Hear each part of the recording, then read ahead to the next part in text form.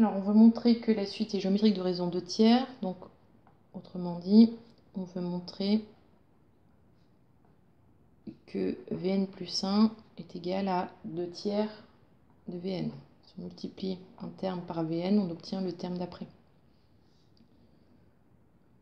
Donc, on va partir de Vn plus 1. Vn plus 1, c'est Un plus 1 moins N plus 1. Et je mets bien des parenthèses. Un plus 1, c'est tout ça. 2 tiers de Un plus 1 tiers de N plus 1, moins N moins 1. Donc, 2 tiers de Un moins 1 plus 1, ça fait 0. Et là, moins 3 tiers. Donc, 1 moins 3, ça fait moins 2 tiers de N. Je factorise par 2 tiers. Donc, Un moins N. Et je retrouve bien ce qu'on avait... on retrouve bien Vn. Donc, on retrouve bien 2 tiers de Vn. Donc, la suite Vn est géométrique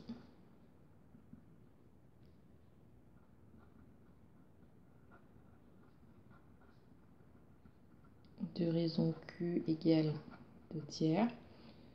Et on va donner le premier terme aussi. Et de premier terme. Donc le premier terme V0, on le calcule à partir du premier terme de la suite U, donc à partir de U0.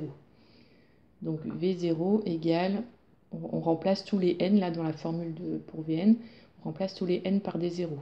Donc U0 moins 0. Donc U0 c'est 2 moins 0, donc V0 égale 2. En déduire que Un égale 2 fois 2 tiers puissance n plus n. Donc, étant donné que la suite Vn est géométrique, donc la seule raison de démontrer qu'elle est géométrique, c'est de pouvoir utiliser la deuxième formule des suites géométriques, c'est-à-dire Vn égale V0 fois Q puissance n. Donc, Vn, c'est 2 fois 2 tiers puissance n. Or, là, on nous demande de trouver Un, donc là, on a Vn égale Un moins n.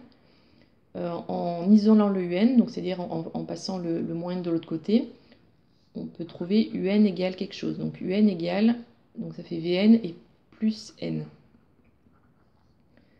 Donc du coup, Vn, on vient de le trouver, puisqu'elle était géométrique. Et plus n.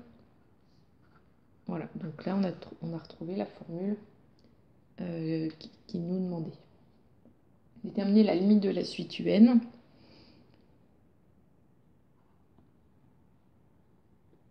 Donc, à chaque fois qu'on a une limite avec une puissance n, il faut utiliser la propriété Q puissance n, donc la limite de Q puissance n. Donc, on sait que la limite de Q puissance n quand n tend vers plus l'infini, c'est égal à soit à 0, soit à plus l'infini. Ça dépend de la valeur de Q. Donc, si Q est compris entre moins 1 et 1, la limite c'est 0. Donc là, c'est bien K, car Q est compris entre moins 1 et 1. Enfin, je vais plutôt remettre si Q compris entre moins 1 et 1, parce que c'est le rappel du cours en fait. Voilà, donc la limite de 2 tiers puissance n, quand n tend vers plus l'infini, est égale à 0.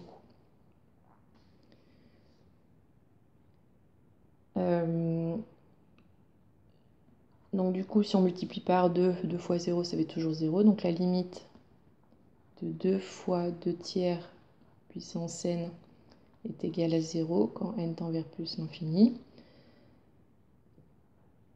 Et la limite de n, ça tend vers c'est plus l'infini.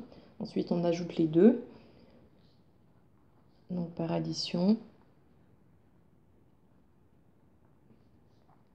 la limite de un est égale à plus l'infini quand n tend vers plus l'infini.